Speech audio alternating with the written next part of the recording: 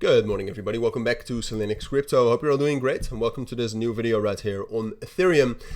Your daily update, but also a little bit of preparation for next week, which I told you yesterday that I would do that. So that's what we're going to do next week. We have, I think there's three important things and details about next week that you need to know. So let's start off with that, and then we'll talk about the technicals, potential buy areas, etc., etc. So let's get right into it. So first of all, I think it's going to be a relatively volatile opening for the traditional financial markets, right? And those traditional financial markets are quite correlated with the crypto market as well. We've had major news over the course of this weekend. Usually that means we're going to get a volatile opening. So be aware of that. I think ultimately, the major news was obviously the tariffs on the EU. I think ultimately that will not have that much of an impact on the traditional financial markets, because I think there's a lot left to be said about those tariffs and about that potential trade deal.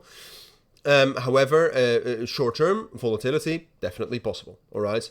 And that volatility will have an impact on Ethereum as well. And then outside of that, the two other things are, first of all, that on Tuesday we have inflation rate and CPI data.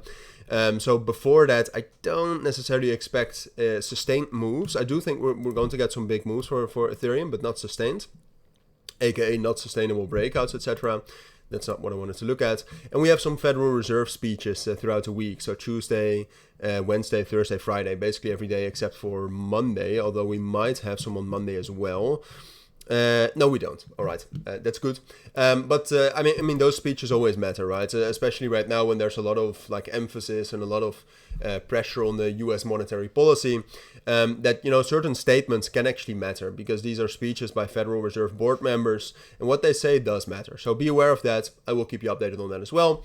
Talking about Ethereum specifically right here, you can see over the course of the weekend we've been very, very stable. Even after the news yesterday, we've been very stable. The volume has been relatively low. The situation is still the same, right? I would look, on the higher time frames, I'm very bullish on Ethereum. On the lower time frames, though, I tend to think that a pullback is a little bit more likely, right? And yesterday we spoke about the possibility and the probability of getting a move up first, right? So getting a move into, let's say, 3100, bit of a short squeeze, and then a move down lower into imbalances. I still think that's most likely. I still think it's quite likely we are going to get a short squeeze, because we had some quite a lot of shorts piling into the market as a whole, not necessarily for Ethereum, but still Ethereum is correlated to the market, right? So if the market gets a lot of shorts coming in, that matters for Ethereum as well. But then I think at least we're going to go down to 2850, and that's the first level I'll be watching. Right, I mean, 2850 is where we have the first real imbalance, and also some strong support below that. If we're going to get a strong reaction there, that's a great sign, and then I think we can easily rally into 3200 and higher. If we get a weak reaction there, then I think it's more likely we're going to drop down to 2700, and the imbalance we have down there, together with the yearly rolling VWAP and the 382 fib.